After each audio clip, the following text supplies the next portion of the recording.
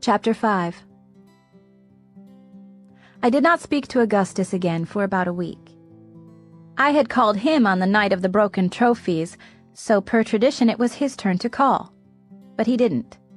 Now, it wasn't as if I held my phone in my sweaty hand all day, staring at it while wearing my special yellow dress, patiently waiting for my gentleman caller to live up to his sobriquet. I went about my life. I met Caitlin and her cute but frankly not Augustinian boyfriend for coffee one afternoon. I ingested my recommended daily allowance of phalanxophore. I attended classes 3 mornings that week at MCC, and every night I sat down to dinner with my mom and dad. Sunday night, we had pizza with green peppers and broccoli. We were seated around our little circular table in the kitchen when my phone started singing, but I wasn't allowed to check it because we have a strict no phones during dinner rule. So I ate a little while Mom and Dad talked about this earthquake that had just happened in Papua New Guinea. They met in the Peace Corps in Papua New Guinea, and so whenever anything happened there, even something terrible, it was like all of a sudden they were not large, sedentary creatures, but the young and idealistic and self-sufficient and rugged people they had once been, and their rapture was such that they didn't even glance over at me as I ate faster than I'd ever eaten, transmitting items from my plate into my mouth with a speed and ferocity that left me quite out of breath, which of course made me worry that my lungs were again swimming in a rising pool of fluid. I banished the thought as best I could. I had a PET scan scheduled in a couple weeks. If something was wrong, I'd find out soon enough. Nothing to be gained by worrying between now and then. And yet still I worried. I liked being a person. I wanted to keep at it. Worry is yet another side effect of dying. Finally, I finished and said, "Can I be excused?" And they hardly even paused from their conversation about the strengths and weaknesses of Guinean infrastructure. I grabbed my phone from my purse on the kitchen counter and checked my recent calls. Augustus Waters. I went out the back door into the twilight. I could see the swing set, and I thought about walking out there and swinging while I talked to him, but it seemed pretty far away given that eating tired me. Instead, I lay down in the grass at the patio's edge, looked up at Orion, the only constellation I could recognize, and called him. "Hazel Grace," he said. "Hi," I said. "How are you?" "Grand," he said. "I have been wanting to call you on a nearly minutely basis, but I have been waiting until I could form a coherent thought in re an imperial affliction." He said in re. He really did. That boy. "And?" I said. "I think it's like, reading it, I just kept feeling like, I asked, teasing him. "Like it was a gift?" he said askingly. "Like you'd given me something important." "Oh," I said quietly. "That's cheesy," he said. "I'm sorry." "No," I said. "No, don't apologize." "But it doesn't end." "Yeah," I said. "Torture. I totally get it. Like, I get that she died or whatever." "Right, I assume so," I said. "And okay, fair enough. But there is this unwritten contract between author and reader, and I think not ending your book kind of violates that contract." "I don't know," I said, feeling defensive of Peter Van Houten. "That's part of what I like about the book in some ways. It portrays death truthfully. You die in the middle of your life, in the middle of a sentence. But I do really want to know what happens to everyone else. That's what I asked him in my letters, but he never answers." "Right. You said he is a recluse?" "Correct. Impossible to track down." "Correct. Utterly unreachable," Augustus said. "Unfortunately so," I said. "Dear Mr. Waters," he answered, "I am writing to thank you for your electronic correspondence, received via Ms. Vliegentart this 6th of April from the United States of America. Insofar as geography can be said to exist in our triumphantly digitized contemporaneity." "Augustus? What the hell?" "He has an assistant," Augustus said. "Litowidge Vliegentart. I found her. I emailed her. She gave him the email. He responded via her email account." Okay, keep reading." My response is being written with ink and paper in the glorious tradition of our ancestors and then transcribed by Ms. Vliegentart into a series of ones and zeros to travel through the insipid web, which has lately ensnared our species, so I apologize for any errors or omissions that may result. Given the entertainment bacchanalia at the disposal of young men and women of your generation, I am grateful to anyone, anywhere, who sets aside the hours necessary to read my little book. But I am particularly indebted to you, sir, both for your kind words about An Imperial Affliction and for taking the time to tell me that the book, and here I quote you directly, meant a great deal to you. This comment, however, leads me to wonder, what do you mean by meant? Given the final futility of our struggle, is the fleeting jolt of meaning that art gives us valuable? Or is the only value in passing the time as comfortably as possible? What should a story seek to emulate, Augustus? A ringing alarm? A call to arms? A morphine drip? Of course, like all interrogation of the universe, this line of inquiry inevitably reduces us to asking what it means to be human and whether, to borrow a phrase from the angst-encumbered 16-year-olds you no doubt revile, there is a point to it all. I fear there is not, my friend, and that you would receive scant encouragement from further encounters with my writing. But to answer your question, no, I have not written anything else, nor will I. I do not feel that continuing to share my thoughts with readers would benefit either them or me. Thank you again for your generous email. Yours most sincerely, Peter Van Houten, via Lidewij Vliegentart. Wow, I said. Are you making this up? Hazel Grace, could I, with my meager intellectual capacities, make up a letter from Peter Van Houten featuring phrases like, our triumphantly digitized contemporaneity? You could not, I allowed. Can I have the email address? Of course, Augustus said, like it was not the best gift ever. I spent the next 2 hours writing an email to Peter Van Houten. It seemed to get worse each time I rewrote it, but I couldn't stop myself.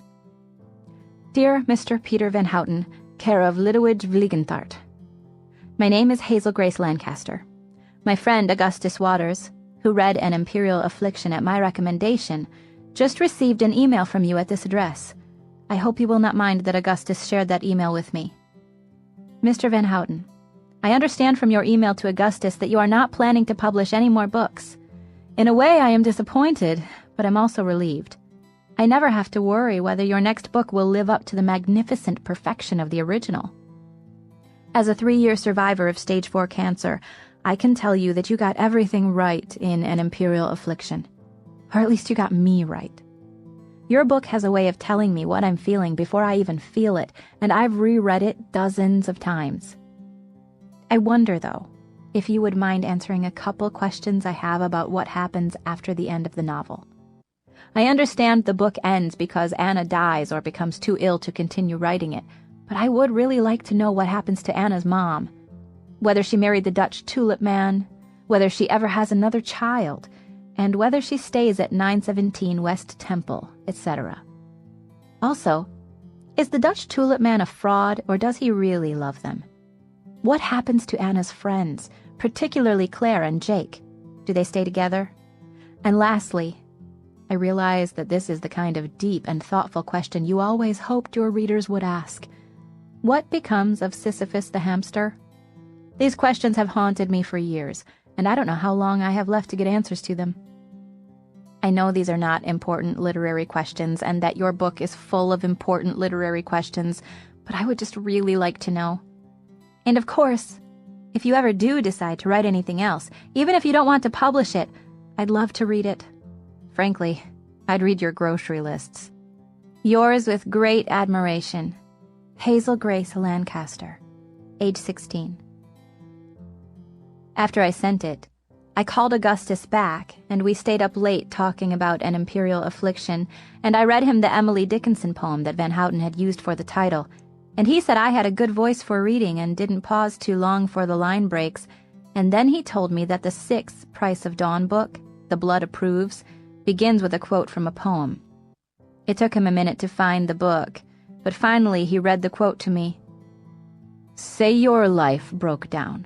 The last good kiss you had was years ago. Not bad, I said. Bit pretentious. I believe Max Mayhem would refer to that as sissy shit. Yes, with his teeth gritted, no doubt. God, Mayhem grits his teeth a lot in these books. He's definitely going to get TMJ, if he survives all this combat. And then, after a second, Gus asked, when was the last good kiss you had? I thought about it. My kissing, all pre-diagnosis, had been uncomfortable and slobbery, and on some level it always felt like kids playing at being grown. But of course it had been a while. Years ago, I said finally. You? I had a few good kisses with my ex-girlfriend, Caroline Mathers. Years ago? The last one was just less than a year ago. What happened? During the kiss? No, with you and Caroline. Oh, he said. And then after a second, Caroline is no longer suffering from personhood. Oh, I said. Yeah, he said. I'm sorry, I said. I'd known plenty of dead people, of course, but I'd never dated one. I couldn't even imagine it, really. Not your fault, Hazel Grace. We're all just side effects, right? Barnacles on the container ship of consciousness, I said, quoting AIA. Okay, he said. I gotta go to sleep. It's almost 1. Okay, I said. Okay, he said. I giggled and said, okay. And then the line was quiet but not dead. I almost felt like he was there in my room with me, but in a way it was better. Like I was not in my room and he was not in his, but instead we were together in some invisible and tenuous third space that could only be visited on the phone. Okay, he said after forever. Maybe okay will be our always. Okay, I said. It was Augustus who finally hung up. Peter Van Houten replied to Augustus's email 4 hours after he sent it. But 2 days later, Van Houten still hadn't replied to me. Augustus assured me it was because my email was better and required a more thoughtful response, that Van Houten was busy writing answers to my questions, and that brilliant prose took time. But still I worried. On Wednesday during American Poetry for Dummies 101, I got a text from Augustus. Isaac out of surgery. It went well. He's officially NEC. NEC meant no evidence of cancer. A second text came a few seconds later. I mean, he's blind, so that's unfortunate. That afternoon, Mom consented to loan me the car so I could drive down to Memorial to check in on Isaac. I found my way to his room on the 5th floor, knocking even though the door was open, and a woman's voice said, "Come in." It was a nurse who was doing something to the bandages on Isaac's eyes. "Hey, Isaac," I said. And he said, "Mon?" "Oh, no, sorry. No, it's, Hazel. Support group Hazel? Night of the Broken Trophies Hazel?" "Oh," he said. "Yeah, people keep saying my other senses will improve to compensate, but clearly not yet. Hi, support group Hazel. Come over here so I can examine your face with my hands and see deeper into your soul than a sighted person ever could." "He's kidding," the nurse said. "Yes," I said.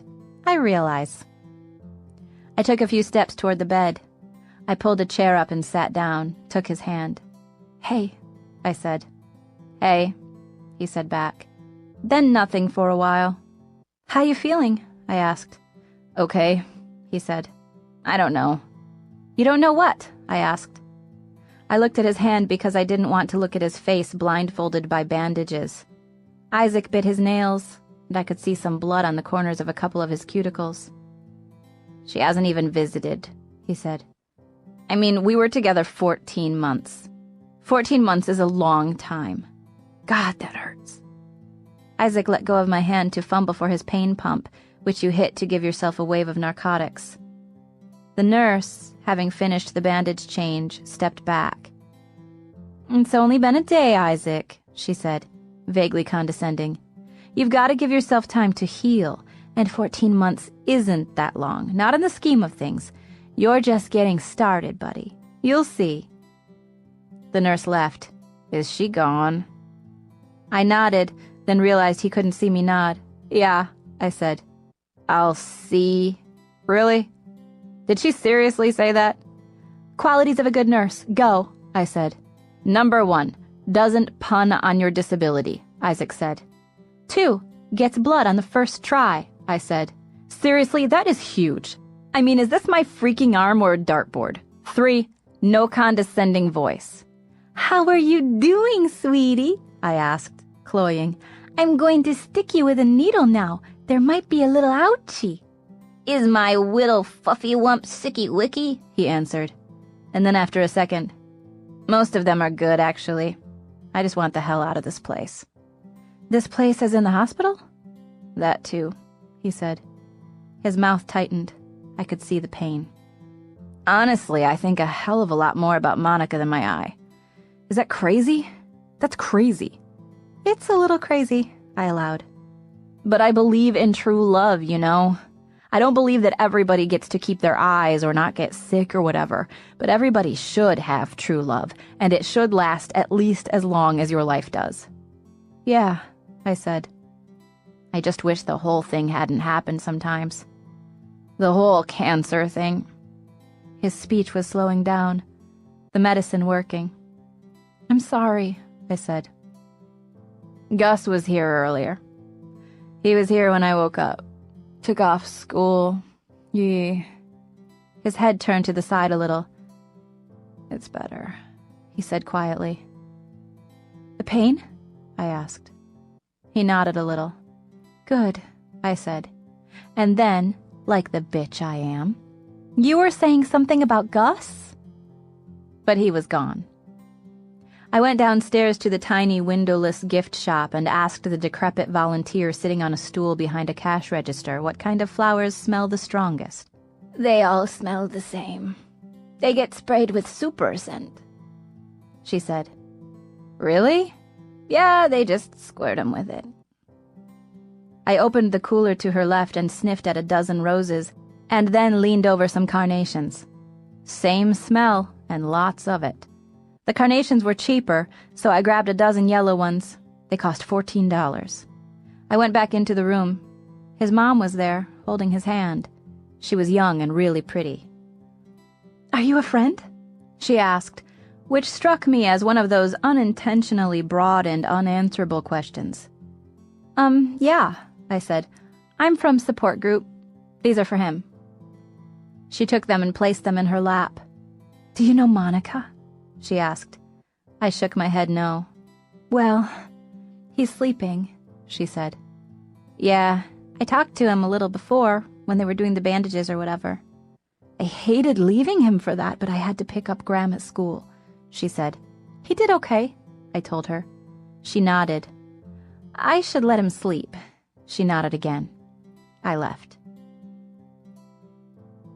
The next morning I woke up early and checked my email first thing. Lidewij.vliegentart@gmail.com had finally replied. Dear Miss Lancaster, I fear your faith has been misplaced, but then faith usually is.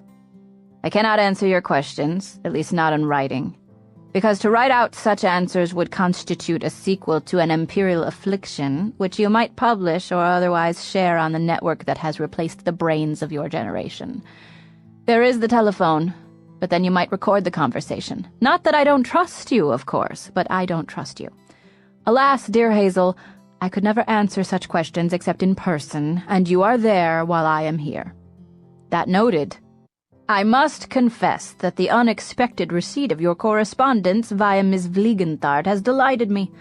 What a wondrous thing to know that I made something useful to you, even if that book seems so distant from me that I feel it was written by a different man altogether. The author of that novel was so thin, so frail, so comparatively optimistic. Should you find yourself in Amsterdam, however, please do pay a visit at your leisure. I am usually home. I would even allow you a peek at my grocery lists. Yours most sincerely, Peter Van Houten, care of Lidewij Vliegentart. What? I shouted aloud. What is this life? Mom ran in. What's wrong?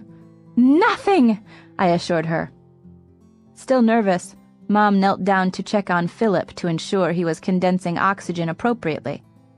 I imagined sitting at a sun-drenched cafe with Peter Van Houten as he leaned across the table on his elbows, speaking in a soft voice so no one else would hear the truth of what happened to the characters I'd spent years thinking about. He'd said he couldn't tell me except in person, and then invited me to Amsterdam. I explained this to Mom and then said, "I have to go." "Hazel, I love you, and you know I'd do anything for you, but we don't have the money for international travel and the expense of getting equipment over there. Love, it's just not—" "Yeah," I said, cutting her off. I realized I'd been silly even to consider it. "Don't worry about it." But she looked worried. "It's really important to you, yeah?" she asked, sitting down, a hand on my calf. "It would be pretty amazing," I said, "to be the only person who knows what happens besides him." "That would be amazing," she said. "I'll talk to your father." "No, don't," I said. "Just seriously, don't spend any money on it, please. I'll think of something." It occurred to me that the reason my parents had no money was me. I'd sapped the family savings with Phalanxophore co-pays, and Mom couldn't work because she had taken on the full-time profession of hovering over me. I didn't want to put them even further into debt. I told Mom I wanted to call Augustus to get her out of the room because I couldn't handle her "I can't make my daughter's dreams come true" sad face. Augustus Waters style, I read him the letter in lieu of saying hello. "Wow," he said. "I know, right?" I said. "How am I going to get to Amsterdam?" "Do you have a wish?" he asked, referring to this organization, the Genie Foundation, which is in the business of granting sick kids one wish. "No," I said. "I used my wish pre-miracle." "What did you do?" I sighed loudly.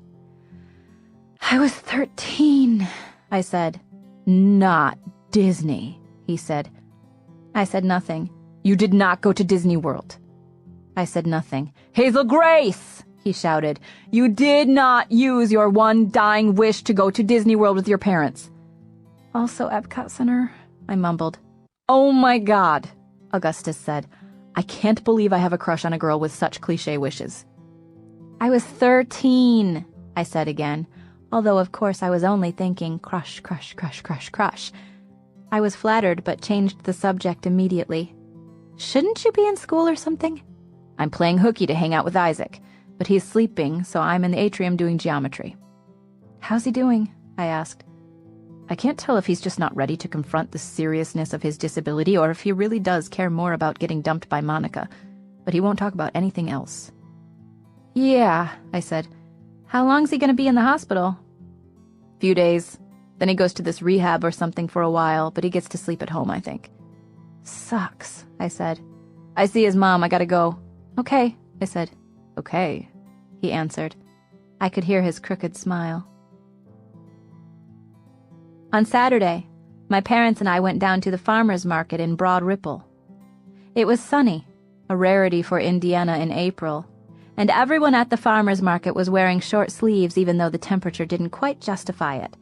We Hoosiers are excessively optimistic about summer. Mom and I sat next to each other on a bench across from a goat soap maker, a man in overalls who had to explain to every single person who walked by that yes, they were his goats, and no, goat soap does not smell like goats. My phone rang. "Who is it?" Mom asked before I could even check. "I don't know," I said. It was Gus, though. "Are you currently at your house?" he asked. No," I said. That was a trick question. I knew the answer because I am currently at your house. "Oh, well, we are on our way, I guess?" "Awesome. See you soon." Augustus Waters was sitting on the front step as we pulled into the driveway. He was holding a bouquet of bright orange tulips just beginning to bloom, and wearing an Indiana Pacers jersey under his fleece, a wardrobe choice that seemed utterly out of character, although it did look quite good on him. He pushed himself up off the stoop, handed me the tulips, and asked, "Want to go on a picnic?" I nodded, taking the flowers. My dad walked up behind me and shook Gus's hand. "Is that a Rick Smits jersey?" my dad asked. "Indeed it is." "God, I loved that guy," Dad said, and immediately they were engrossed in a basketball conversation I could not and did not want to join, so I took my tulips inside. "Do you want me to put those in a vase?" Mom asked as I walked in, a huge smile on her face. "No, it's okay," I told her. If we'd put them in a vase in the living room, they would have been everyone's flowers. I wanted them to be my flowers. I went to my room but didn't change. I brushed my hair and teeth and put on some lip gloss and the smallest possible dab of perfume. I kept looking at the flowers. They were aggressively orange, almost too orange to be pretty. I didn't have a vase or anything, so I took my toothbrush out of my toothbrush holder and filled it halfway with water and left the flowers there in the bathroom. When I re-entered my room, I could hear people talking, so I sat on the edge of my bed for a while and listened through my hollow bedroom door. Dad. "So you met Hazel at support group?" Augustus. "Yes, sir. This is a lovely house you've got. I like your artwork." Mom. "Thank you, Augustus." Dad. "You're a survivor yourself, then?" Augustus. "I am. I didn't cut this fella off for the sheer unadulterated pleasure of it, although it is an excellent weight loss strategy. Legs are heavy." Dad. "And how's your health now?" Augustus. "NEC for 14 months. Mom. "That's wonderful. The treatment options these days. It really is remarkable." Augustus. "I know. I'm lucky." Dad. "You have to understand that Hazel is still sick, Augustus, and will be for the rest of her life. She'll want to keep up with you, but her lungs..." At which point I emerged, silencing him. "So where are you going?" asked Mom. Augustus stood up and leaned over to her, whispering the answer, and then held a finger to his lips. "Shh," he told her. "It's a secret." Mom smiled. "You've got your phone?" she asked me. I held it up as evidence, tilted my oxygen card onto its front wheels, and started walking. Augustus hustled over, offering me his arm, which I took. My fingers wrapped around his biceps. Unfortunately, he insisted upon driving, so the surprise could be a surprise. As we shuddered toward our destination, I said, "You nearly charmed the pants off my mom." "Yeah, and your dad is a Smiths fan, which helps. You think they liked me?" "Sure they did. Who cares, though? They're just parents." "They're your parents," he said, glancing over at me. "Plus, I like being liked. Is that crazy?" "Well, you don't have to rush to hold doors open or smother me in compliments for me to like you." He slammed the brakes, and I flew forward hard enough that my breathing felt weird and tight. I thought of the PET scan. Don't worry. Worry is useless. I worried anyway. We burned rubber, roaring away from a stop sign before turning left onto the misnomered Grand View. There's a view of a golf course, I guess, but nothing grand. The only thing I could think of in this direction was the cemetery. Augustus reached into the center console, flipped open a full pack of cigarettes, and removed one. "Do you ever throw them away?" I asked him. "One of the many benefits of not smoking is that packs of cigarettes last forever," he answered. "I've had this one for almost a year. A few of them are broken near the filters, but I think this pack could easily get me to my 18th birthday. He held the filter between his fingers, then put it in his mouth. "So, okay," he said. "Okay. Name some things that you never see in Indianapolis." Skinny adults," I said. He laughed. "Good. Keep going." Beaches. Family-owned restaurants. Topography. All excellent examples of things we lack. Also, culture." "Yeah, we are a bit short on culture," I said, finally realizing where he was taking me. "Are we going to the museum?" "In a manner of speaking." "Oh, are we going to that park or whatever?" Gus looked a bit deflated. "Yes, we are going to that park or whatever," he said. "You've figured it out, haven't you?" Figured what out?" "Nothing." There was this park behind the museum where a bunch of artists had made big sculptures. I'd heard about it, but had never visited. We drove past the museum and parked right next to this basketball court filled with huge blue and red steel arcs that imagined the path of a bouncing ball. We walked down what passes for a hill in Indianapolis to this clearing where kids were climbing all over this huge, oversized skeleton sculpture. The bones were each about waist high, and the thigh bone was longer than me. It looked like a child's drawing of a skeleton rising up out of the ground. My shoulder hurt. I worried the cancer had spread from my lungs. I imagined the tumor metastasizing into my own bones, boring holes into my skeleton, a slithering eel of insidious intent. "Funky bones," Augustus said. "Created by Joop van Lieshout." "Sounds Dutch." "He is," Gus said. "So is Rick Smits. So are Tulips." Gus stopped in the middle of the clearing with the bones right in front of us and slipped his backpack off one shoulder, then the other. He unzipped it, producing an orange blanket, a pint of orange juice, and some sandwiches wrapped in plastic wrap with the crusts cut off. "What's with all the orange?" I asked, still not wanting to let myself imagine that all this would lead to Amsterdam. "National color of the Netherlands, of course. You remember William of Orange and everything?" "He wasn't on the GED test."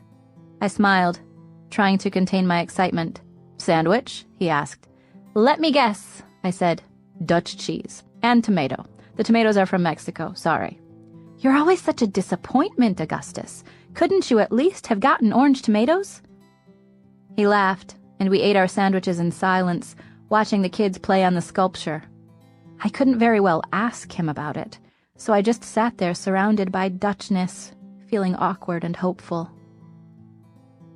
In the distance, soaked in the unblemished sunlight so rare and precious in our hometown, a gaggle of kids made a skeleton into a playground, jumping back and forth among the prosthetic bones. "Two things I love about this sculpture," Augustus said. He was holding the unlit cigarette between his fingers, flicking at it as if to get rid of the ash. He placed it back in his mouth. "First, the bones are just far enough apart that if you're a kid, you cannot resist the urge to jump between them. Like, you just have to jump from ribcage to skull, which means that second, the sculpture essentially forces children to play on bones. The symbolic resonances are endless, Hazel Grace." "You do love symbols," I said, hoping to steer the conversation back toward the many symbols of the Netherlands at our picnic. "Right, about that.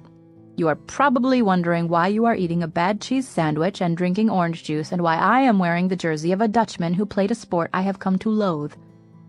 "It has crossed my mind," I said.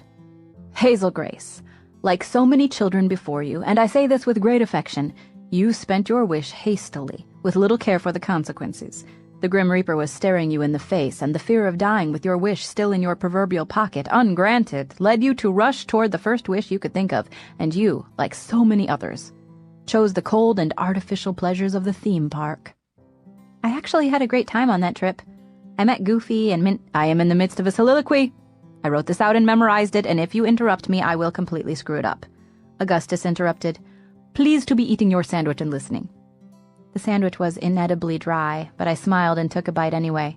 "Okay, where was I?" "The artificial pleasures." He returned the cigarette to its pack. "Right, the cold and artificial pleasures of the theme park. But let me submit that the real heroes of the Wish Factory are the young men and women who wait like Vladimir and Estragon wait for Godot, and good Christian girls wait for marriage. These young heroes wait stoically and without complaint for their one true wish to come along. Sure, it may never come along, but at least they can rest easily in the grave, knowing that they've done their little part to preserve the integrity of the wish as an idea. But then again, maybe it will come along. Maybe you'll realize that your one true wish is to visit the brilliant Peter Van Houten in his Amsterdamian exile, and you will be glad indeed to have saved your wish." Augustus stopped speaking long enough that I figured the soliloquy was over. "But I didn't save my wish," I said. "Ah," he said. And then, after what felt like a practiced pause, he added, "But I saved mine." "Really?" I was surprised that Augustus was wish eligible. What with being still in school and a year into remission, you had to be pretty sick for the genies to hook you up with a wish. "I got it in exchange for the leg," he explained. There was all this light on his face. He had to squint to look at me, which made his nose crinkle adorably. "Now, I'm not going to give you my wish or anything. But I also have an interest in meeting Peter Van Houten, and it wouldn't make sense to meet him without the girl who introduced me to his book." "It definitely wouldn't," I said. "So I talked to the genies, and they are in total agreement. They said Amsterdam is lovely in the beginning of May. They proposed leaving May 3rd and returning May 7th. "Augustus, really?" He reached over and touched my cheek, and for a moment I thought he might kiss me. My body tensed, and I think he saw it, because he pulled his hand away.